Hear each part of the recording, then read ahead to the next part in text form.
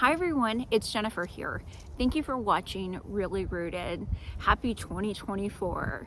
2023 brought a lot of changes for me, both in the garden and in my personal life, so I wasn't doing as many videos as I had done in years past. But this year I wanted to start out the year with a video of what is going on in the garden today. And yes, it's not a lot. We're in January, right? So there's not a lot going on, but a little bit. Also, it helps me see what I need to get done in the garden, and also it helps me track my progress later on in the year when I feel like, oh, I've done all this work and nothing seems to have gotten done, and then I can look back at this video and say, wow, look how far we actually did come. So let's get started with a tour, and at the end of the video I'll let you know about the personal changes, things that happened to me personally in 2023 that changed my life. All right, let's get started. Guys, here is a panorama of the front, and you may notice the two large trees are missing in the front. They were dying, and one had to come out, and the other it wouldn't have looked right keeping the other, and the other was bound to eventually have to come out. So we removed two of those within the last month. We also had our house painted.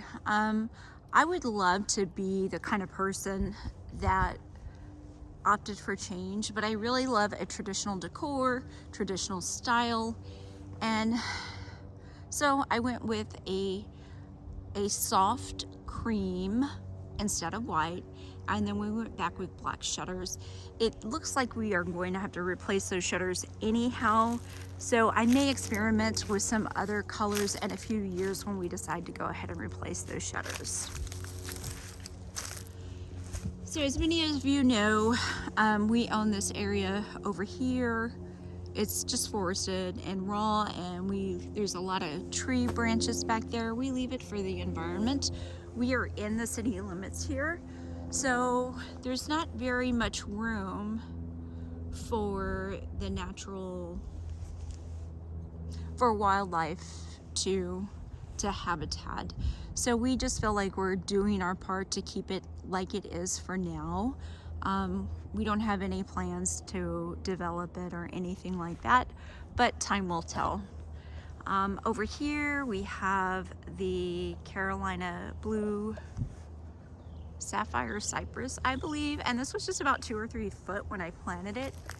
And now let me get over on this side so we can get a better view. But now it's probably about 15 foot tall.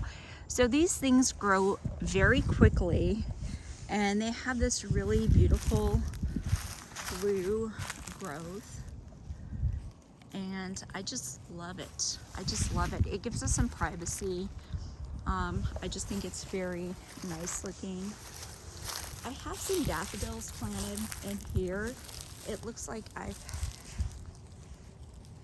had some squirrel activity going on, so hopefully these bulbs will come up. They get a little less sun than some of the other bulbs in my yard, so sometimes those take a little longer to come up. I am now in a zone 8A, which I've always felt like my backyard was an 8A, but my front yard was a 7B. Here you can see along this walkway, I do have some daffodils starting to poke their heads up. And of course we leave the leaves and stuff for the bugs and the wildlife and all of that. And two, I like to take a break in the winter. You know, in the winter, in the fall, it's good to take a break and just have some time to recoup. Gardening is hard work, and it's hard work that I love, but when you have a break from your hard work, then you're able to appreciate it even more. I have tulips and bulbs planted throughout this bed. We've had some things moved because of the painters, but like the bunny and the pot and the bird bath, it never fails. I do a video and there's a plane or a motorcycle or something. I started to do this one and one of my sons came over, so I guess we'll just deal with the airplane noise. You can see I have some petite daffodils that are already starting to bloom here in Zone 8 in January, which is peculiar, even for us.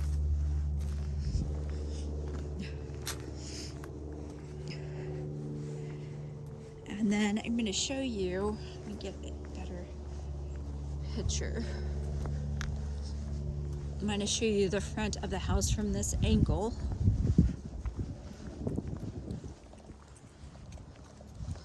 Without the trees. So if you'll remember, we had 2 large pine oaks. This one over here was the one that was really struggling.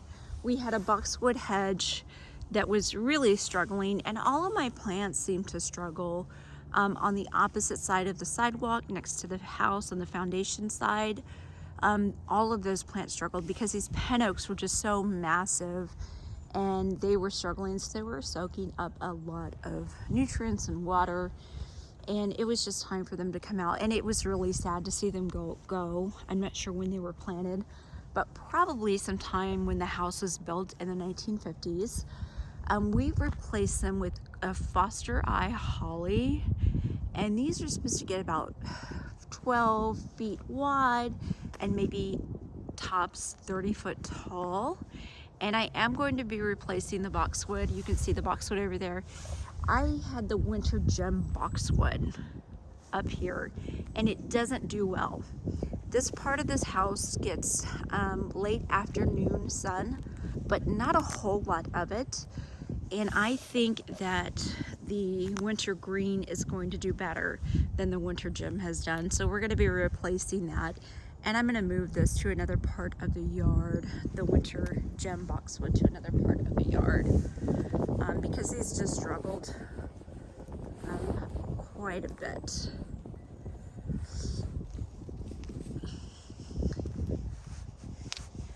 And we had ivy here. We haven't planted a whole lot in here. I have some daffodil bulbs, but I want to make sure that that ivy is eradicated, that it is not coming back. It is my goal in 2024 to get rid of all of the ivy. It really damaged my trees, and I love ivy. I'm from Texas and I love ivy, but it's too much of an invasive species for North Carolina, where we get so much, where we have just the perfect conditions for it. I will never tell you what to plant in your yard, but I would say that I've learned my lesson when it's come to the ivy. I don't want to go down that road again, and I think it's beautiful and I think it's stunning, but I just know I can't keep up with that type of maintenance. We have the rose garden, which is looking pretty sad. Once we replace this boxwood, I think it will start to come together really nicely. We haven't done a whole lot of yard work this fall, but I'm excited to get started this year and to get everything looking nice and aesthetically pleasing and all of that. This is a frosted Dobbs juniper standard, so it's been grafted on a branch or on a stem, and I'm worried about that stem. I think I need to maybe trim that off. I'm gonna have to look into that and see when is the best time to do that, because I just don't see that little stem supporting this very much longer. This has thrived here. It is an amazing plant. It has done amazingly well for me, and I couldn't be happier with it, but I'm just worried about the amount of weight on that trunk. Over here you can see that I planted those snapdragons in a previous video, and then we have some bulbs coming up. Got some heucheras and some loropetalum, and this is a kind that spreads, guys. And again, in North Carolina, this is not a good one to have. So I'm going to eradicate all of this as well this year and try to get something that is controlled a little more easily. Over here, this is a camellia that normally starts blooming at the beginning of the year, and you can see it does have some buds on it. And there's another one over here that started blooming a little bit earlier.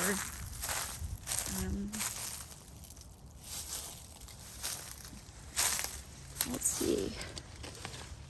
Isn't that beautiful? I know one of these, and I'm not sure which one, is called Greensboro Red. But this one is just magnificent. Look at that flower. Just so you know, these camellias took a couple of years to really get established, and they are still getting established. It's taken quite a long time for them to, and I've thought about pulling them out multiple times, but I've been patient with them, and they are finally beginning to come around after several years.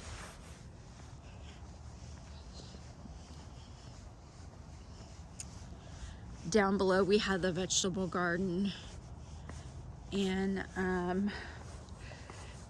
the blackberries, and this is the side garden that we did up a few years ago, and I've just kind of left everything. We'll come in and weed eat this late spring, early winter. That's a bunch of my husband's and my junk, and we just need to get rid of it. Like, we need to just pick a day, like, okay, let's just get rid of this stuff. We may have to buy a building or a storage, something or another, just to kind of house the stuff that we need but we don't use on a regular basis. And we're gonna really try to be more intentional with our purchases in 2023. That's my son's Jeep, my youngest. He is in Europe right now. Let's go around to the backyard.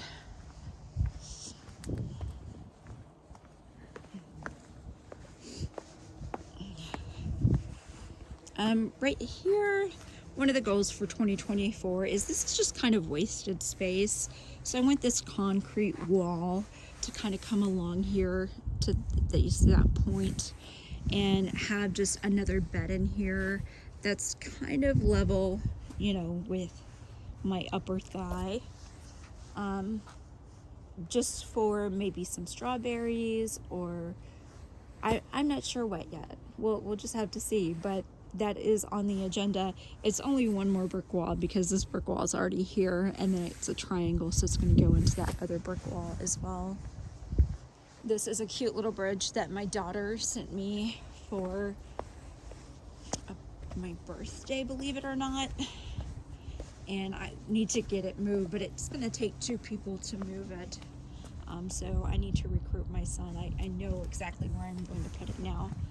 Hi, Sky. My husband and his Diet Coke addiction.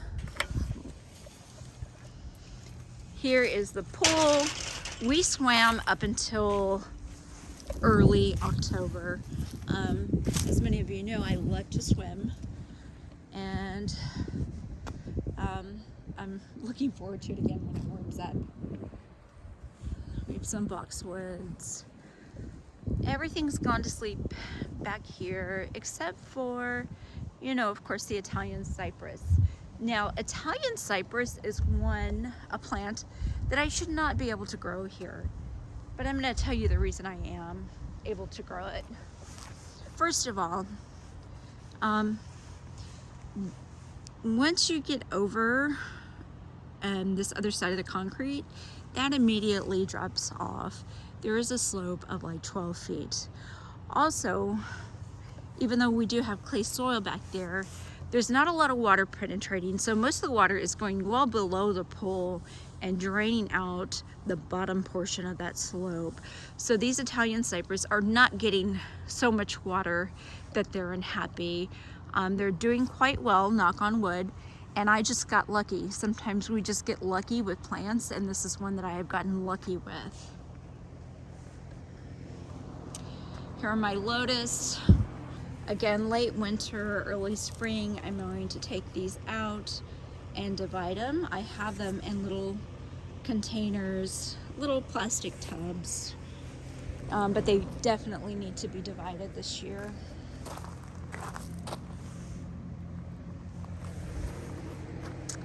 And then again, we mirrored the limelight hydrangeas back here, and we have a wintergreen boxwood hedge that has a little bit of damage, but not too bad. I have a lot of weeds popping up, guys. I mean, really now is the time for me to get on this, because if not, I'm going to be cursing come April.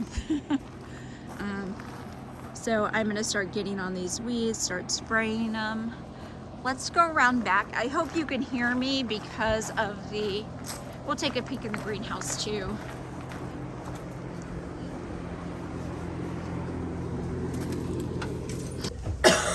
So this is a greenhouse. It's not looking very hot right now, literally and figuratively. But I'm gonna get to this in 2024 and keep it going. We have the root cellar back in there. Definitely need to tidy this space up. But, and then in this area, so we have some things that were moved because of painters, and that's why we waited until the winter to have the house painted, or fall rather, because I didn't want my plants disturbed. Some of them still got disturbed. You can see where they pressure washed and they painted. There's some paint on this camellia right here. These camellias are absolutely gorgeous. And they're just starting to bud up. You can see in this bed we have daffodils coming up.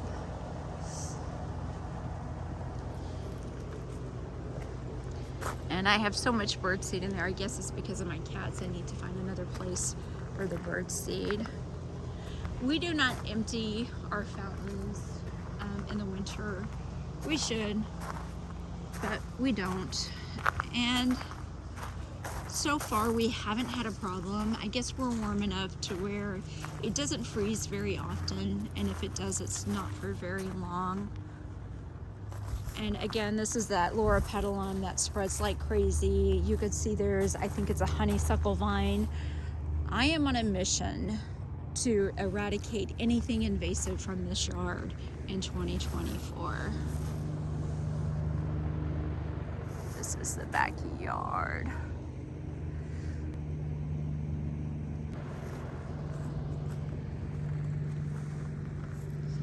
Looks like the painters left a can. You can see I have several of these green containers all over the place. I need to just get them consolidated and put them away until I'm ready, but I need storage space for that. We had another large cedar tree right here. You can see the stump. We took that out. I need to get rid of this ivy once again. The ivy is a problem here. And I'm going to plant something other than the cedar right there, but I want an evergreen, and I want it to get about to the height of this. So I will be on the lookout to put something there. We had burglar bars on this window to the library, and we took them off. We have cameras, so I'm not worried about, and an alarm system, so I'm not worried about anybody getting in there. This is the Zen garden, and I really haven't been out here very much.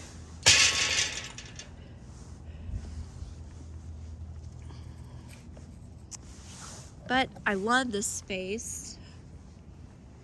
I don't know, it just feels like home to me. I really like spending time out here in my hammock. We had some other burglar bars on the sliding glass window door over here that we removed. I'm going to try to incorporate those into some kind of trellis. Maybe I could get a metal worker or somebody to do that for me. Down here, we'll take this path. We have moss and some ryegrass. We always plant rye, but it was really slow to come up this year. And we have some ferns that are still doing well. These are the burglar bars that are very, very sturdy. And I like to get creative when it comes to trellises. So let me back up a little bit. So I think those will make a nice trellis somewhere, or a nice garden gate somewhere. We will just have to see what can be done with those. Hopefully my creative juices start flowing in 2024. And now we are kind of back to the front of the property. And now I will sit in my chair and tell you about what went on in 2023. So we had lots of changes in 2023. Our youngest graduated from high school and he went off to college. Our oldest son moved to Charlotte, North Carolina, which is about an hour south of us, to open a business. And so we're lucky to have him here. My 39-year-old sister was ill, and we didn't expect her to pass away, but she passed away in July of 2023. And we didn't have a lot in common, actually. Sometimes we didn't even get along. We talked, a couple of times a month, but sometimes we were at odds, and we lived very different lifestyles. And so I think when you lose somebody that you love, but yet you don't have the relationship you would have wanted with them, then you're also grieving that relationship that you wish you would have had. And so for me and Amanda, the only thing we had in common was plants. So I'm gonna live my life. I'm gonna find the light, like I've been finding every day for the last, 6 months. I'm gonna find the light in 2024, live every day to the fullest, and I'm gonna plant, and I'm gonna garden, and I'm gonna keep on keeping on. Because sometimes you just gotta find the light. You gotta find the light. So, with that being said, for 2024, find the light. Find the light in your garden. Thank you for watching.